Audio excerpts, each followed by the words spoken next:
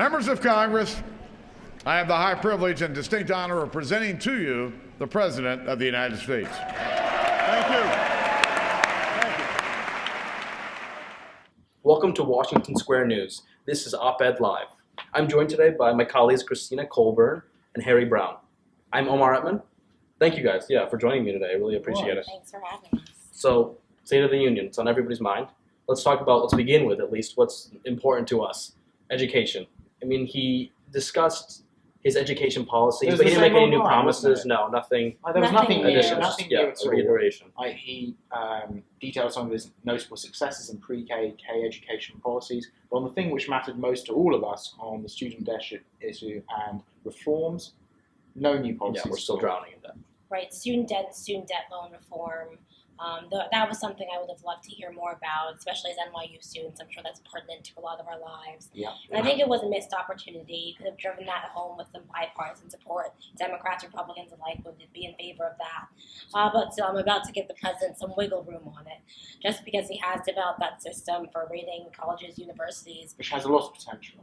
Right, but I think that has a lot of potential as well. Based on quality and value. Exactly. Yes, he's put his money where his mouth is, which is more important, I think, than extending on the plan in the State of the Union speech. Yeah, I agree.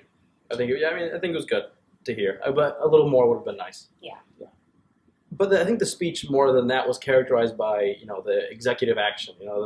And the Republicans are up in arms about it today. Well, Fox News, they'll be calling him a dictator in no time. We'll get Rush Limbaugh and all the right-wing zealots lambasting the president for what they view as this sort of dictatorial. Well, yeah, I agree, but I asked is the opposite true? Do you think it's a sign of him is overreaching strong powers, or that he's that he's lost power, that he's just clinging on? I think desperate times call for desperate measures. As we all remember, 2013, Congress shutting down the government for almost 3 weeks, completely inappropriate, disrespectful to the American public. If he's going to use executive action, I would love to see it to get something done. This is the time to do it, really. Yes, exactly, to preserve his legacy and also to prevent 2014 from looking a lot like last year. Yeah. We all know Congress has the lowest approval rating ever in the history of the institution. I think the president's trying to separate himself from Congress, which he was mired in last year. This time he's trying to demonstrate that he can achieve something without Congress, and this is the best way of doing it. And there will be actual substantive successes. Now they're going to be limited in their impact. The 10-10 slogan, the 10-10 minimum wage slogan, is only going to affect 500,000 federal workers, but it's demonstrating what the rest of the country and what other corporations should be doing. Yeah, hopefully it sets a good example. Right. The speech had some notable omissions. I'm sure you guys know this. NSA. He did, and his Obamacare, he kind of just glossed over it. For good reason. Brief. Yeah, I wouldn't want to speak about it. I'm not pressing him on that. Yeah, it was a disaster rollout. But the NSA, why do you think he left that out?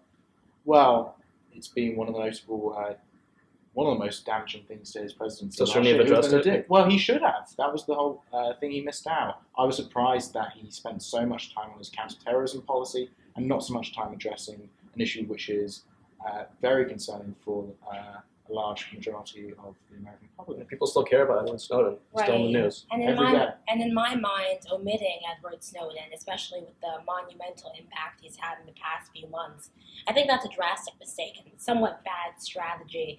As long as Edward Snowden, we know today, U.S. Intelligence Director Clapper has demanded Snowden return all the files he's taken, depending whether or not you believe Snowden's a hero or a traitor. Either way, it but affects the either American way, public in a demonstrable way.